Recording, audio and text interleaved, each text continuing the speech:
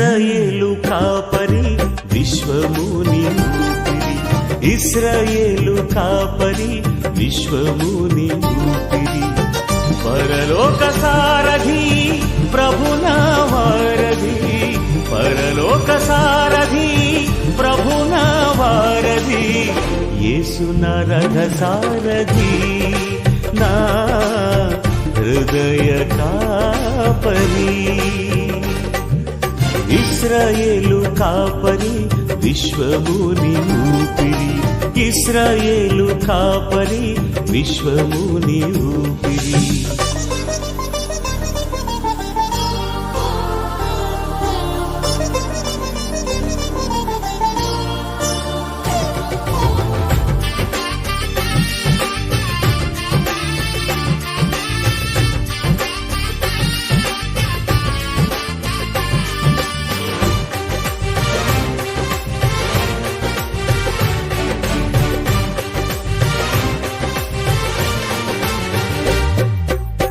బబులోను బానిస బంధాలు తెంచి, బాధలు లేని బ్రతుకునియా,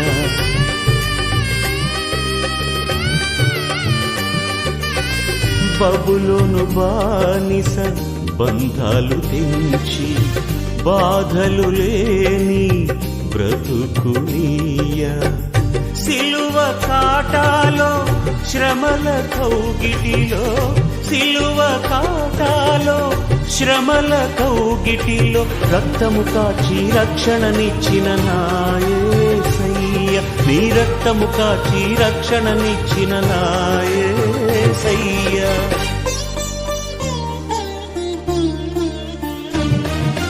ఇశ్రాయేలు కాపరి విశ్వముని ఊపిరి, ఇశ్రాయేలు కాపరి విశ్వ.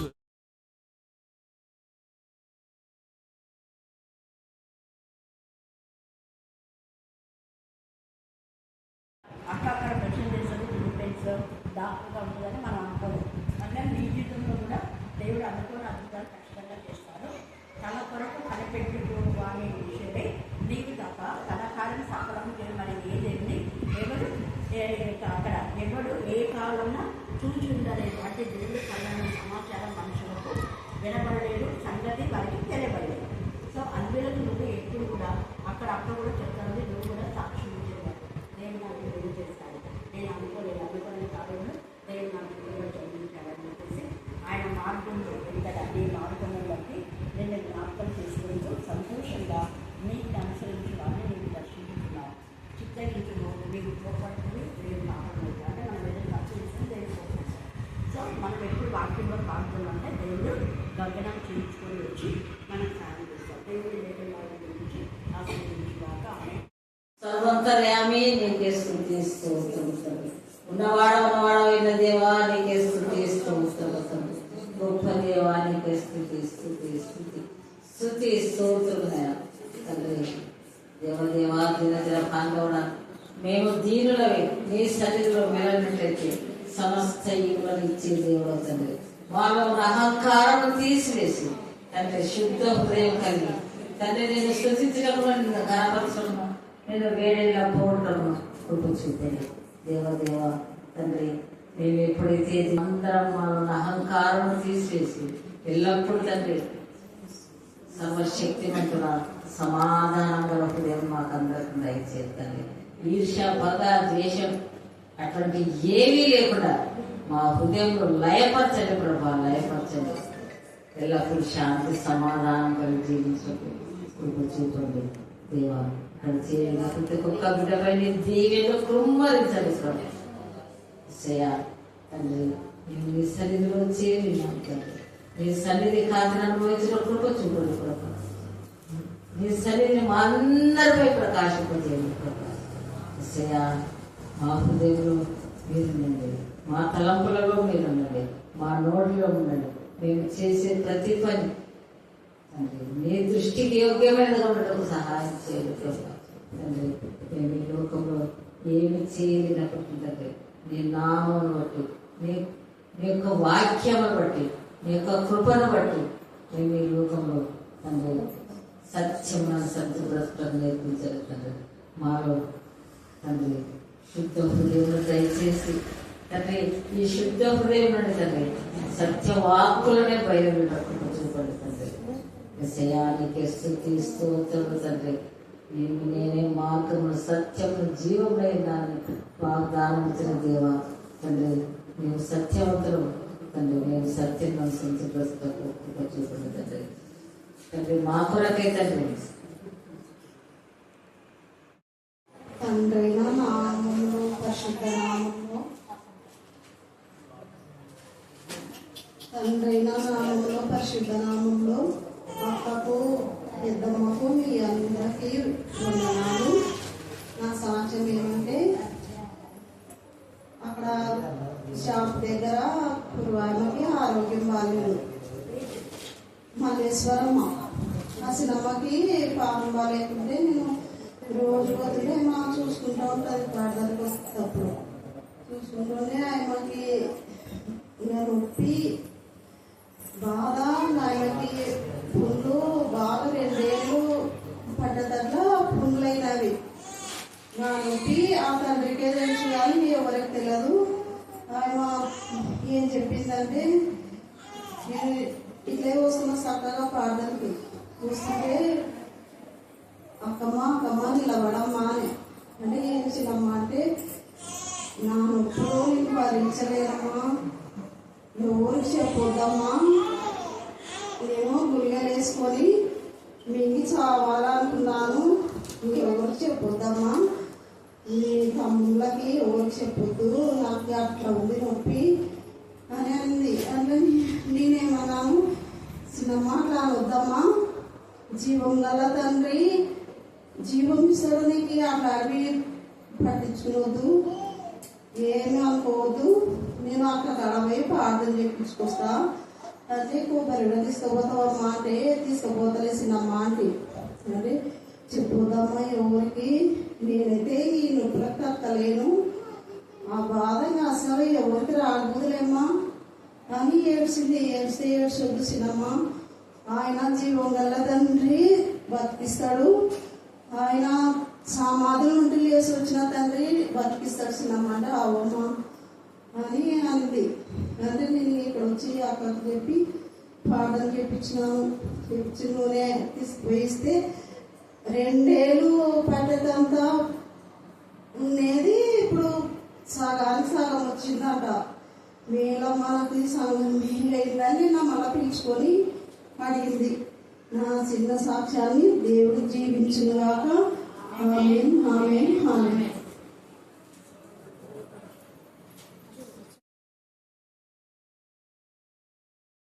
ఆత్మశక్తితో మరి ప్రార్థిస్తున్నాం.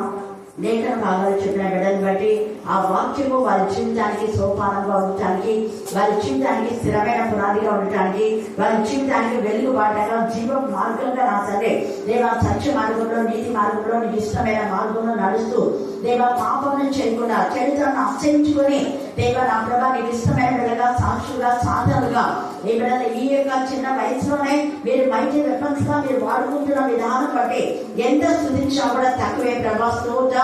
ఈ రాత్రి కాల సమయంలో చదవబడిన లేఖన భావన ఆశించి విడిచి మా అందరి జీవితాల్లో మీరు పరిపరిచేది కాక ప్రత్యేక రీతిలో సహోదరు సునీతని జ్ఞాపకం చేసుకుంటారే. ఆమె యొక్క నా ప్రభా దీన స్థితిని మీరు కటాక్షించి ఆమె కన్నీటి జీవితం సమాప్తి చేసి ఆమెకు పెన్షన్ రావడానికి మార్గం సాధించమని ప్రార్థిస్తున్నాం. నిస్సాయ స్థితిలో ఉన్న ఆ బిడ్డను మీరు జ్ఞాపకం చేసుకుని ఆయన కనికరించండి, కనికరించండి, కనికరించండి, కనికరించండి, కనికరించాలని ప్రార్థిస్తున్నాం. అలాగే ఎంతమంది బిడ్డలు ఎవరి సహాయం లేక ఒంటరి జీవితంలో నా తండ్రి మానసికంగా కృంగిపోతున్నారు, అలాంటి వారిని అందరినీ నేను జ్ఞాపకం చేసుకోవాలని ప్రార్థిస్తున్నాం. ఏ కుటుంబంలో అయితే నా ప్రభా తల్లిదండ్రులకు పిల్లల మధ్య సరైన అవగాహన లేదు, అలాంటి అనేక కుటుంబాలు మీరు కడుతున్నారు తండ్రి. అందుకు మీకు ఎంత స్తుతించినా కూడా తక్కువే ప్రభా. మీకే స్తోత్రం, మీకే స్తోత్రం, మీకే స్తోత్రం, మీకే స్తోత్రం.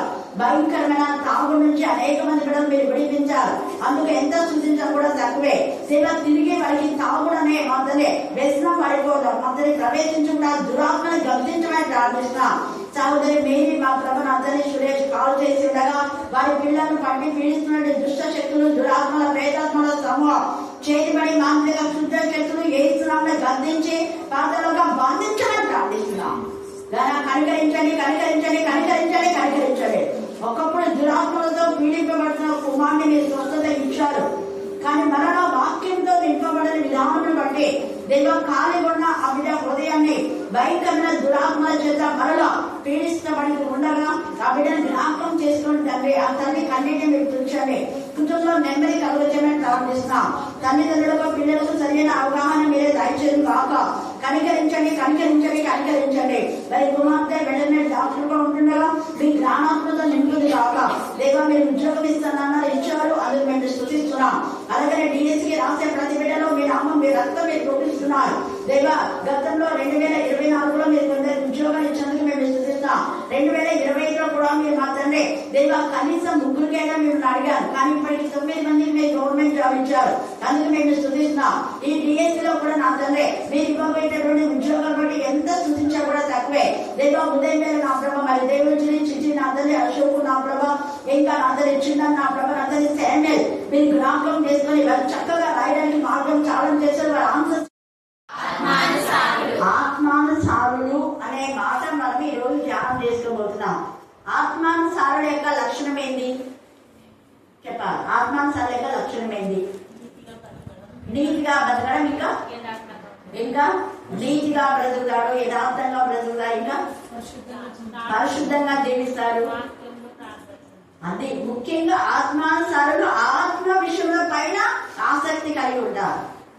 మొన్న సజీవ్ అన్నాడు, కొంతమంది ఆత్మలు రాలేకపోతున్నారు మేడం అన్నాడు. అంటే నువ్వు 2 రోజులు రాలేదు కదా, అందుకేమో తర్వాత చూసి చూడాల. ఈరోజు చూడు వచ్చినారా? హల్లెలూయా.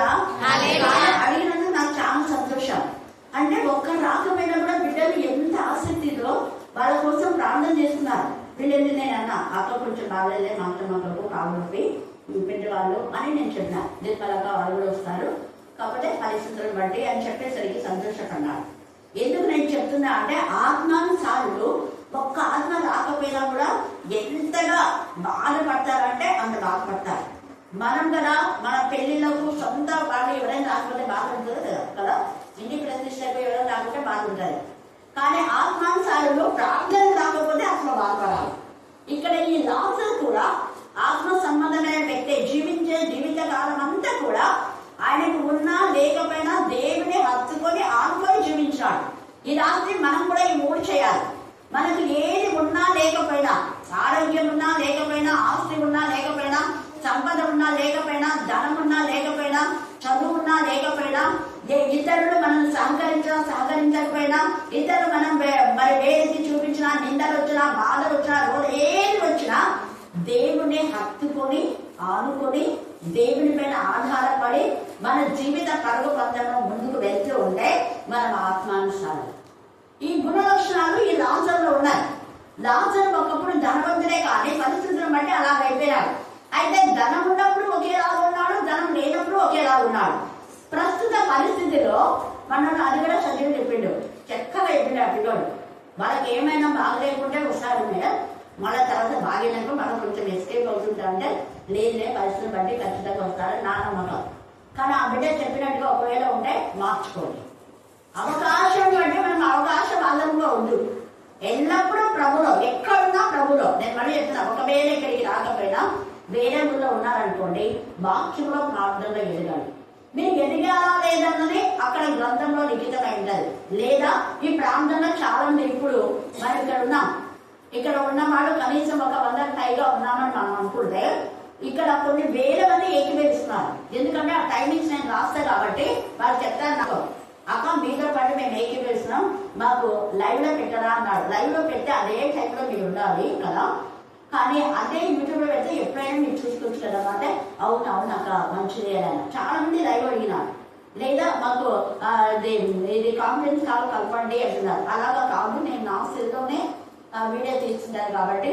అయితే ఎంత మంది ఏకీభవిస్తున్నారంటే అంతమంది. హల్లెలూయా, హల్లెలూయా, హల్లెలూయా. ఇక్కడికి రాలేని పరిస్థితిలో మీరు ఖచ్చితంగా ప్రేయర్లో ఏకీభవించండి. ఆ టైంలో మీరు వాక్యం అర్ధగంట అయినా దేవుడికి సమయం ఇవ్వండి. ఎంత ఆశీర్వాదాలు చూడండి, ఎంత ఆశీర్వాదం అంటే ఈ లాజరుకు వచ్చిన బ్లెస్సింగ్స్. అసలు మన ఆశీర్వాదాన్ని టోటల్ గా ఆ యొక్క చెరుకు రసం పిండి పిప్పి చేస్తే వచ్చే తేలిన పదార్థం ఏంటంటే మనం పరలోకంలో చేయాలి. టార్గెట్ అంతేనా అందరికి? అవునా కదా? అందరి ఆశ అంతేనా? మనం ఏం చేసినా దేవాన్ని రాజ్య వారసులు కావాలి అన్నది మన యొక్క ఇదే. అలాంటి ఉద్దేశంతో మనం ఈ లోకంలో జీవిస్తుంటే ఈ యొక్క లాజరు పేదరికంలో ఉండి కూడా దేవుని హత్తుకొని ఆనుకొని దేవుని పైన ఆశ కలిగి ఆసక్తి కలిగి ఉన్నాడు కాబట్టి అతను ఆ పరిస్థితిలో వంట చేసుకోలేడు, ఒంటరిగా ఉన్నాడు. అతనికి వచ్చినటువంటి ఆ యొక్క వ్యాధిని బట్టి అతన్ని బయటికి తోసేశారు కాబట్టి ఎక్కడ ఏం చేయలేని పరిస్థితిలో ఒక ధనవంతుని ఇంట్లో చేరాడు. ఆ ధనవంతుని యొక్క రొట్టె ముక్కలు బల్ల మీద నుండి పడు రొట్టె ముక్కలతో ఆకలి తీర్చుకున్న గోరెను. అంటే ఆ కింద పండమని తెచ్చి బయట వేస్తారు కదా మామూలుగా పనులు వచ్చి, అప్పుడు ఆ కుక్కలు తింటున్నాయి, రాజులు కూడా తింటున్నారు. కానీ ఎంత బాధాకరమైన సిచ్యువేషన్ ఉన్నా దేవుని స్తుతించడం మానలేదు. మనకు అంత సిచ్యువేషన్ లేదు కాబట్టి సాకులు చెప్పొద్దండి అనేది మొదటి. మనం ఏదైనా దేవుని సన్నిధికి రాకపోవడానికి ఎన్ని సాకులు ఎట్లుంటాం వద్దు. దేవునికి ఫస్ట్ ప్రయత్నిద్దాం. దినమంతలో నేను చెప్పేది ఒకటే, మీరు ఇంటి దగ్గర ఎంతన్నా ప్రార్థన చేసుకోండి, ఎంతన్నా వాక్యం చదవండి, ఫెలోషిప్ లో అర్ధ గంట అయినా గడపండి చెప్తా. కనీసం వాక్యం 8 నుంచి 9కి వాక్యం స్టార్ట్ అవుతుంది. మీరు వంటలు చేసుకుని కూడా రండి అని చెప్తారు చాలా మందికి. అలా రావడం ద్వారా మనం ఎంత బ్లెస్సింగ్స్ పొందుకుంటామో. కానీ అలా లేకుండా చూడండి, ఇక్కడ ఇష్టానుసారమైన జీవితం. ధనవంతుడు ఉన్నాడు కదా, ఇతను ఎలా ఉన్నాడ, అతడు ఊదా రంగు బట్టలు, సన్నపు నార వస్త్రములు. ఊదా రంగు బట్టలు అంటే రాజరికానికి గుర్తు. ఏమాత్రం నడకుండా రోజుకు 3 సార్లు వేసుకుంటాడో 1 సార్లు వేసుకున్నాడో తెలియదు. కానీ శ్రేష్టమైన కాస్ట్లీ, ఆ యొక్క కాస్ట్లీ డ్రెస్ ఇతను ఒక్కడే వేసుకున్నా కానీ మళ్ళీ వాళ్ళకి ఏమొచ్చేవాడు. ఇతని స్వార్థం అంతా మనకు తర్వాత తెలుస్తుంది. ఇతను ఏం చేస్తున్నా అంటే సన్నపు నార వస్త్రములు ధరించుకొని ప్రతి దినం అంట, ఒక దినమా ప్రతి దినం బహుగా, ఇక్కడ అన్కౌంటబుల్ అంటే కొలత లేని విధానంలో బహుగా అతను సుఖపడుతుండేవాడంట. ఒకవేళ నువ్వు దేవునికి సమయం ఇవ్వకుండా ఎంత ధనికుడమైనా, ఎంత ధనికురాలైనా, ఎంత జ్ఞానవంతులైనా, ఎంత అందమున్నా, ఆస్తున్నా, తప్ప ఏమున్నా కూడా అన్ని ఇదిగో ఈ వ్యక్తికి వచ్చే బతికే వస్తుంది. ఇతను రోజు సుఖపడుతున్నాడు. దేంట్లో? తినము, తాగుము, సుఖించు. 3 విషయాల్లోనే. శరీరాశ, నేత్రాశ, జీవజ్ఞంగం.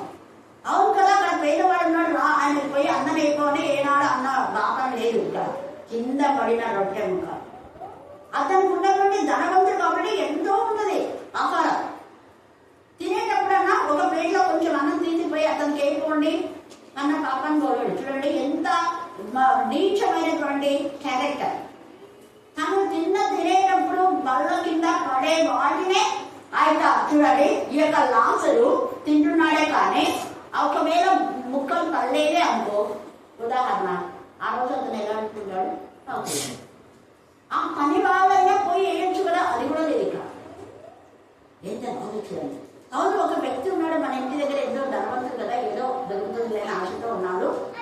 అతనికి రోజు ఒక పూటన్నా పెట్టండి అని చెప్పొచ్చు, కానీ అలా కూడా చెప్పాలి. సిద్ధియా అంత కఠినమైన, అంత దేవుడికి విరోధమైన విధానంలో తర్వాత తప్పు తెలుసుకొని సిద్ధియా కూడా ఒక దేవుడికి మహిమకరమైన విధానం, ఎంత పెద్ద సైన్యం కదా, అయినా కూడా తర్వాత బుద్ధి వచ్చి ఇర్మియాకు ఏం తక్కువ చేయండి, ఇర్మియా ఎక్కడ ఉంటాడంటే అక్కడ ఉండి ఆయనకు అందించిన భోజనం సప్లై చేయండి అని చెప్తాను. చేయలేదు వినంట. ముందేమో ఇర్మియా చెప్పిన మాట వినరు. మనం ఆ యొక్క ఇర్మియా మనం చివరి అధ్యాయాలు చదువుకుంటే అక్కడ తేటగా రాయబడుతుంది అన్నమాట. అంత కఠినమైనటువంటి సిద్ధియా మార్చబడినాడు కానీ ఇతనిలో మార్పు ఏమాత్రం లేదు. చూడండి, అతను ఆ యొక్క ధనవంతుడు ఇంటి వాకిట పడి ఉండి అతని బల్ల మీద నుండి పడు రొట్టె ముక్కలతో ఆకలి తీర్చుకున్న గోరేను. ఎంతో కొంత పడితే ఆయన మాత్రమే ఆకలి తీర్చుకోండి. తర్వాత అంతేకాక కుక్కలు వచ్చి వాని కురుపులు నాకెను అంటే అర్థమైంది, ఈయన రొట్టె ముక్కలు తింటుంటే ఆయన చేదు రొట్టె ముక్కలు కూడా తినడానికి అవి నాకున్నాయని అంటే. లేదా కుక్కలు కానీ పడేసినటువంటి ఆహారం మనం తింటామా? ప్రస్తుతం ఒకప్పుడైతే ఎంత అన్నం ఇచ్చినారంటే ఏదో ఇచ్చినారు కదా అని చెప్పి ఎంత ఇదిగా తీసుకొని తినేవాళ్ళు. ఇప్పుడు భిక్షకాలు ఎట్టున్నారు తెలుసా, కొంచెం అది వేడి వేడి అయితే తింటారు. అంటారు, మనం వేండా ఈ రోజా అని అంటారు. భిక్ష మనం వేసేటప్పుడు ఇది ఈ రోజా అని చెప్తారు. కొంతమంది ఇట్లా వాసన చూసి వదిలేండి అనే వాళ్ళు కూడా ఉన్నారు, నాతో చెప్పారు కొంతమంది. తర్వాత ఆహారం మనం ఏదో పాపం కదా అని చెప్పేసి మనం అన్నము కర్రీస్ చేస్తే అవి వద్దు, ఏమేమంటారు, బియ్యం వేయండి. బియ్యం వేయడానికి వస్తే బియ్యం వద్దు, డబ్బులు వేయండి అంటారు. భిక్షగాళ్ళు కూడా ఎలా తయారయ్యారు అంటే భిక్షగాళ్ళు ఇట్లా తయారైతే ఇంకా మామూలు వాళ్ళు ఎట్లా తయారవుతున్నారు మీకు తెలుసు బాగా. ఒకప్పుడు ఉన్నటువంటి పెద్దవాళ్ళు ఎప్పుడు అన్నం వేస్ట్ చేసేవాళ్ళు, కాలువలు అసలు పడేదాము, అన్నం అది దైవ సమానము, ఏదో మన పొట్ట కూడు కోసం ఇచ్చాడని తాము తినంగా మిగిలింది ఎవరికైనా వేసేవాళ్ళు. కానీ కాలువల్లో ఎక్కడంటే అక్కడ ఇప్పుడు మనలో ఏమన్నా ఇష్టం వచ్చినట్టు వండడము, కాలువలు పడాలి. దేవుడు ఎక్కడ అడుగుతాడు గుర్తుపెట్టుకోండి అని. ఎక్కువైతే ఎవరికైనా ఇవ్వండి, లేదా కాలువలు పడేయకుండా పక్కన ఒక బండ మీద పెట్టండి, కుక్కలు తింటుంటాయి. కుక్కలు అంటే కుక్కలు కూడా ఆ యొక్క రొట్టె ముక్కలు తినడానికి ఈయన కుక్కలు నాకుతున్నాయి అంటే కుక్కలతో సహవాసం చేస్తున్నాడు. ఎంత బాధ! కానీ అలాంటి బాధకరమైన విషయంలో కూడా దేవుని ఆరాధిస్తున్నాడు, స్తుతిస్తున్నాడు, మహిమపరుస్తున్నాడు.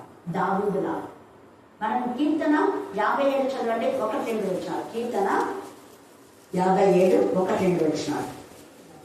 నన్ను కరుణింపుము దేవా, నన్ను కరుణింపుము, నేను నిన్ను శరణు తెచ్చున్నాను. ఆపదలో ఉండి ప్రార్థన చేసిన, ఆపదలు తొలగిపో వరకు నీ శరణు తెచ్చున్నాను. నేను ఎక్కడ లేదను. ఒకవేళ ఆపదలు తొలగిపోయిన తర్వాత నిన్ను వదిలిపెడతానంటే కాదు. మళ్ళీ అంటాడు, నేను ఎల్లప్పుడూ అయితే నా ప్రభుత్వం చూస్తాను. ఎల్లప్పుడూ అంటే నేను రాజుగా ఉన్నప్పుడు, రాజుగా లేకుండా తలబడుతున్నప్పుడు, శత్రువులు నన్ను వెంటాడుతున్నప్పుడు, నా తల వెంట్రుకల కంటే శత్రువులు నాకు విరోధంగా లేచినా కూడా నేను దేవుని స్తుతిస్తాను. 7 మారులు దేవుని స్తుతించేవాడు, 3 మారులు ప్రార్థించేవాడు. ఈ యొక్క గుహలో ఉండే భయంకరమైన శవాల యొక్క వాసన, గుహలో ఎముకలన్నీ కత్తుల్లాగా ఉన్నాయి. అవి ఎన్నిసార్లు గాయమై పుచ్చుకొని మరి రక్తసిక్తం అయినా కూడా వాటి వైపు చూడకుండా దేవుని ప్రార్థన చేస్తున్నాను. దావీదు గొర్రెల దొడ్డిలో నుంచి నన్ను తీసుకో తగ్గినత విశ్వాసం గాఢప్పుడు కాలేదు. అలాగనే దేవుడు చేసిన మేలుని బట్టి మనం ఎప్పుడు స్తుతించే వారంగా మనం ఉండాలి. ఈ రాజు అలా స్తుతిస్తున్నాడు కాబట్టి దేవుడు అతనికి ఉన్నత స్థాయి ఇచ్చాడు. తర్వాత ఇక్కడ చూస్తే ఈ దరిద్రుడు చనిపోయి దేవదూతలతో, చూసారా ఎవరితో గుంపమన్నాడ, దేవదూతలు. హల్లెలూయా, హల్లెలూయా. కొంతమంది చనిపోయేటప్పుడు చెప్తుంటారు, నాకు చనిపోక ముందు దానమ్మ కూడా అడిగింది. 102 సంవత్సరాలు బ్రతికింది. దానమ్మంటికి చాలా మందికి తెలుసు. ఆమె అందరి కోసం, వాళ్ళ వివాహాల కోసం ప్రేయర్ చేసింది. తర్వాత నన్ను అడిగింది, అంటే అందరికీ పెళ్ళిళ్ళు అయిపోయినాయండి, ఒక్క ఆమె మాత్రమే, అంటే ఇంక్లూడింగ్ సౌదా కోసం కూడా. నేను ఎవరెవరికి చెప్తే వాళ్ళందరి కోసం చేసింది. సౌదా ఒక్కటి ఉంది అని చెప్పి, అంటే చనిపోయే ముందు నన్ను అడిగింది. నవీన్ వీళ్ళంతా వాళ్ళ కాలు తీసుకొని వస్తుంది. నవీన్ ఆ రోజు నవీన్ కూడా ప్రేమ చేయించిన నేను. ఇంకా అలాగా ఆమె అంటుంది, సలోమి నాకు పెద్ద చాలా ఆకాశం, భూమికి ఆకాశం అంతా ఉంది, చేతులు చాపి నా దగ్గరికి వచ్చి ఇలాగ నన్ను లేవనెత్తుతున్నారు, ఇలా వచ్చింది దర్శనం అయింది ఆంటీ. నాకు అర్థమైంది ఆంటీకి చివరి గడియలని, కానీ నేను చెప్పలేదు. ఆ చివరి గడియలో చాలా బాధపడింది ఆంటీ, చాలా ఏడ్చేసింది కూడా.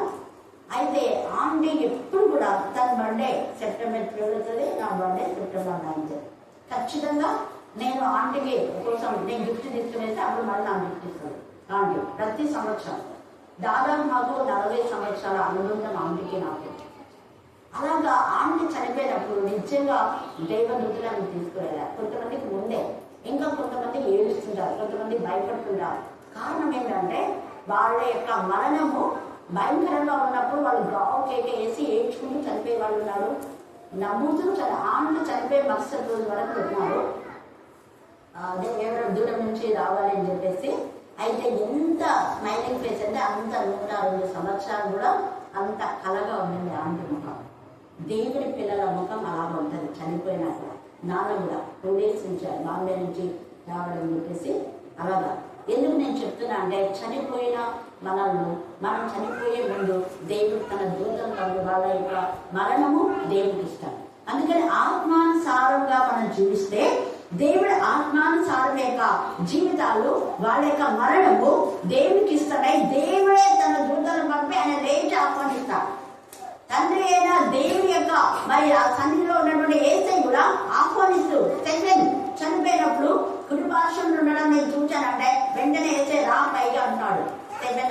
ఉంచినాం. హల్లెలూయా, హల్లెలూయా,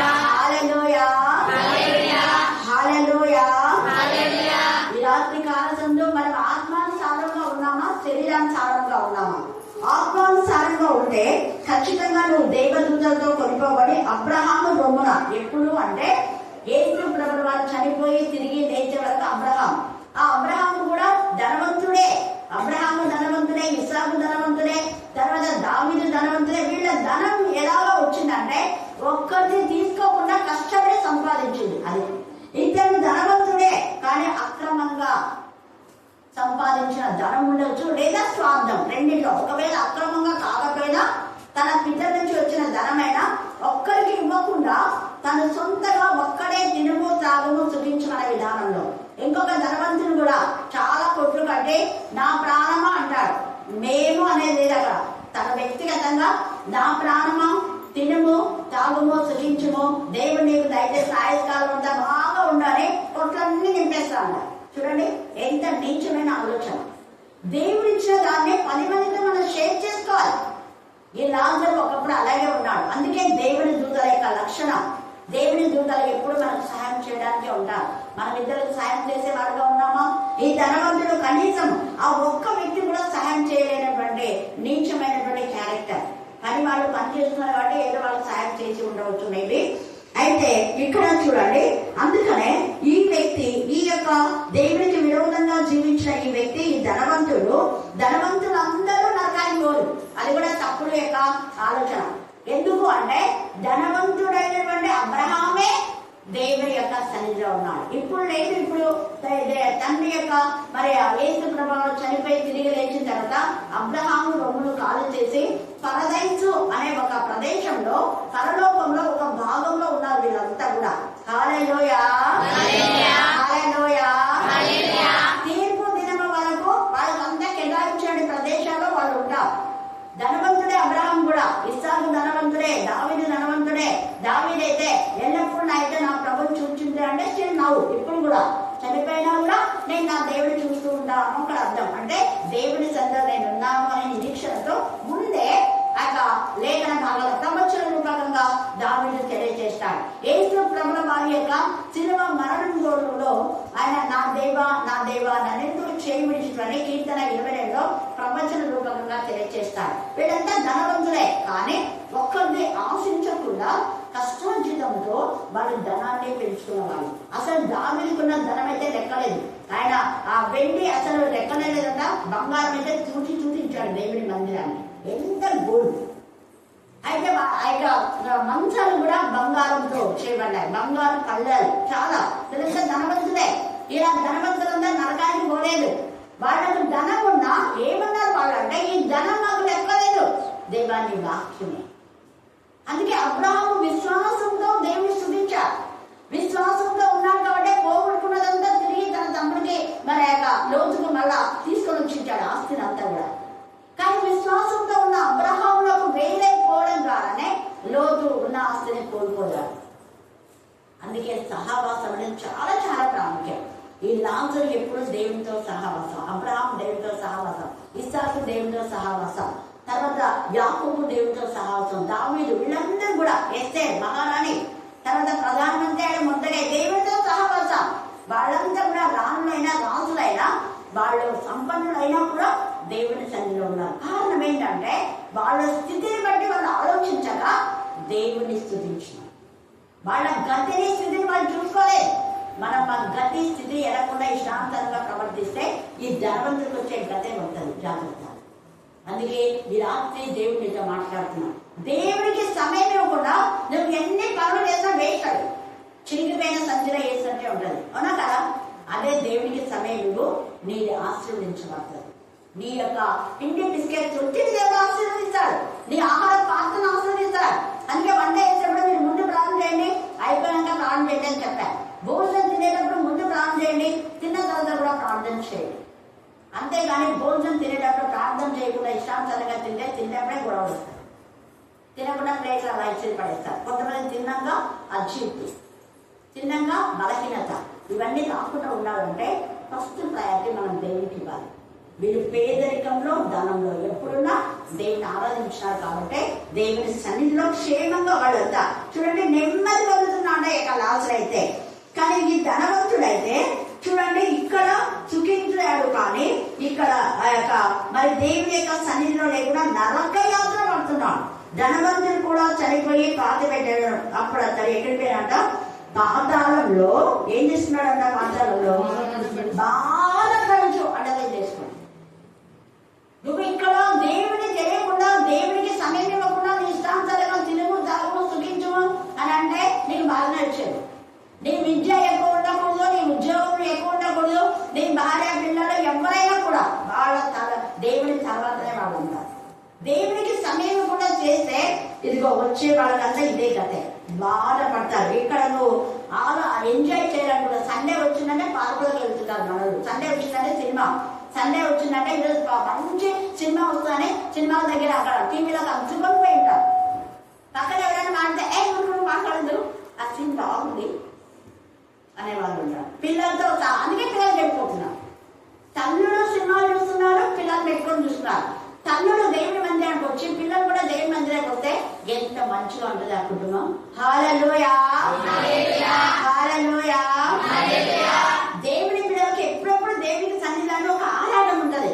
మనం చూడండి పాపం భాస్కర్ వాళ్ళ తమ్ముడు ఇక్కడ జంతువులు వచ్చి ఎంత చక్కగా పాడబడి సంతోషంతో మళ్ళా ప్రేర్ చేసుకుని వెళ్ళాడు. తల్లితో కూడా దేవుడు జ్ఞానవంతురాలు ఏమైతే చెప్పాడు మళ్ళీ చెప్పాలా, ఆమె పునాదినప్పుడు ప్రేర్ చేయించింది. మళ్ళా పైన టాప్ వేసేటప్పుడు మళ్ళీ వచ్చి ఏం చెప్పింది తెలుసా పాప, వాళ్ళందరూ రమ్మని చెప్పి అక్కడ ముఖ్యంగా వాతావరణం కోసం ప్రేర్ చేయగలము. దేవుడికి స్తోత్రం. వాళ్ళది అయిపోయిన తర్వాత వర్షం వచ్చింది. హల్లెలూయా హల్లెలూయా. మనలోకి అందరికి అదే చెప్పినా దవిద ఇలా చెప్పింది, మీరు వర్షంకు రాకుండా ప్రేర్ చేయండి. అది అయిపోతేనే అందరు తిని భోజనాలు అయిపోయి బాగా ఫ్రీగా కూర్చుని అప్పుడు వచ్చింది వర్షం. థ్యాంక్ గాడ్ అనుకున్నాను. పోయి నేను ఆ టైంలో పోయి ఇంత ప్రేర్ చేసి వచ్చినాను. దేవునికి స్తోత్రం. ఎందుకు చెప్తున్నా అంటే మనం కరుణా పీఠంలో ఏదైనా వెంటనే పొద్దున అడిగింది ఆమె మన ఆ రోజంతా దేవుడు మంచిగా చేశాడు. దేవునికి స్తోత్రం. ఆయన కనికరమ తండ్రి. నువ్వు ఏది అడిగితే అదన్నీ ఖచ్చితంగా ఇస్తాడు. కానీ దేవుని హత్తుకుని మొదట స్థానం దేవునికి ఇవ్వాలి. ఫస్ట్ తయారీ. ఇతనేమో ఇష్టానుసారంగా తినుము త్రాగుమని సుఖించినాడు ఈ లోకంలో. ఇప్పుడు అక్కడ బాధపడుతున్నాడు.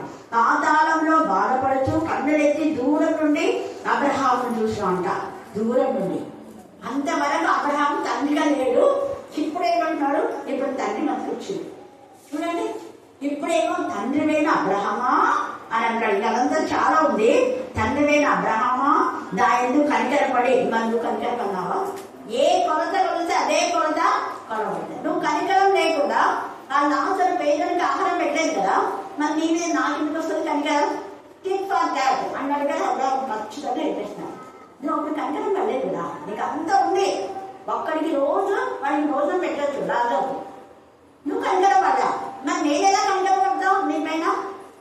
ఒకవేళ కనికరం పడాలని నేను అనుకున్నా మధ్యన భయంకరమైన అన్నాలు రావడానికి లేదు. వేడుకొని అడుగుతున్నాడు అక్కడ.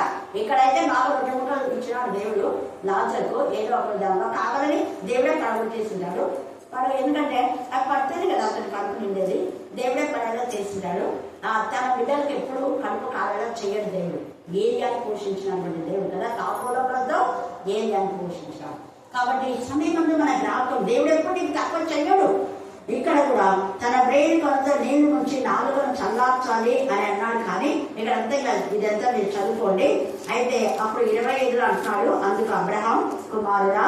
చూడండి, ఇక్కడ తండ్రి అన్నాడు కాబట్టి నువ్వు నా కుమారుడే, కానీ నిజమైన కుమారుడు కాదన్నట్టు. కుమారుడా, నీవు నీ జీవిత కాలం అందు నీకు ఇష్టమైనట్లు సుఖం అనుభవించింది, అలాగనే లాజరు కష్టం అనుభవించినని జ్ఞాపకం చేసుకోను. ఎప్పుడైతే వాడు ఇక్కడ ఏం పొందుతున్నాడు, నెమ్మది పొందుతున్నాడు. నీవు యాతన పడుచున్నావు. అంతేకాక ఇక్కడ నుండి మీ యొద్దకు దాటబోరు వారు దాటి పోచాలకున్నట్లు, అక్కడి వారు మా యొద్దకు దాటి రాచాలకున్నట్లు మీకును మధ్య ఏమనంట మహా అగాధం ఉంచబడింది. ఈ అగాధం నుంచి మనం తప్పించబడాలంటే తండ్రితో ఐక్యమయ్యా. మళ్ళీ వీడికి ఎంత స్వార్థం చూడండి ధనవంతుడికి. అలాగైతే నాకు 5 మంది అన్నలు ఉన్నారు, వాళ్ళకే ఎక్కాలంట, మిగతా వాళ్ళకు ఎంత చచ్చిపోయినా కూడా బుద్ధి మారల. చచ్చిపోయినాకనన్నా నన్ను పంపిస్తే నేను నాలాంటి వాళ్ళు చాలా మంది ధనవంతులు ఉంటారు, మూర్ఖులు, వాళ్ళకి చెప్తాను తండ్రి అయిన అబ్రహామా నన్ను పంపించు అని అంటున్నాడా? అంటుందా? చూడండి, అక్కడికి పంపించండి అంటున్నాడు. ఎవరి కోసం పంపించాలంట? వాళ్ళు 5 మంది అంట. 5 మంది ఉన్నారు, 5 మంది కోసమే. మిగతా వాళ్ళు ఇంత చచ్చినా కూడా వీళ్ళు కొంతమందికి పుట్టుకతో పుట్టినవి పుల్లలతో పొడిచినా కూడా పోగు అన్నది సూక్తి ఇక్కడ గుర్తు పెట్టుకోండి. మీ పుట్టుకతో వచ్చిన చెడ్డ ఆలోచనని ముదురుకోండి. ఈ ధనవంతులాగా కావద్దు, ధనవంతులాగా యాతన పడద్దు. ఇప్పుడే బ్రతుకు మార్చుకో, ఇప్పుడే దేవుడికి సమయం, అప్పుడు నీకు నెమ్మది. నీకెందుకు నెమ్మది లేదంటే వాక్యంలో లేదు. ఎందుకు లేదు సుఖం లేదంటే వాక్యంలో. వాక్యం ఉండే వాళ్ళకి ఖచ్చితంగా దేవుళ్ళు ఆనందిస్తారు, నెమ్మది ఉంటుంది కూడా. కాబట్టి దేవునికి మహిమపరుస్తూ దేవునికి సమయం ఇచ్చి మనం దేవుని చెంత నిరంతరము దేవుని స్తుతిస్తూ ఉంటే నిరంతరము సుఖపడతాం.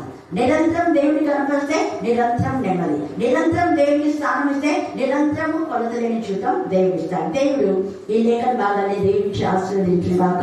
ఆమేన్, ఆమేన్, ఆమేన్. మాతో ఉండి ముందుకు నడిపించండి తండ్రి యేసయ్య. మరి లాజరు జీవితాన్ని మా జీవితాన్ని మార్చండి తండ్రి యేసయ్య. మాతో ముందుకు నడిపిస్తామని యేసు పరిశుద్ధ నామములో అడుగుతున్నాను. ఆమేన్.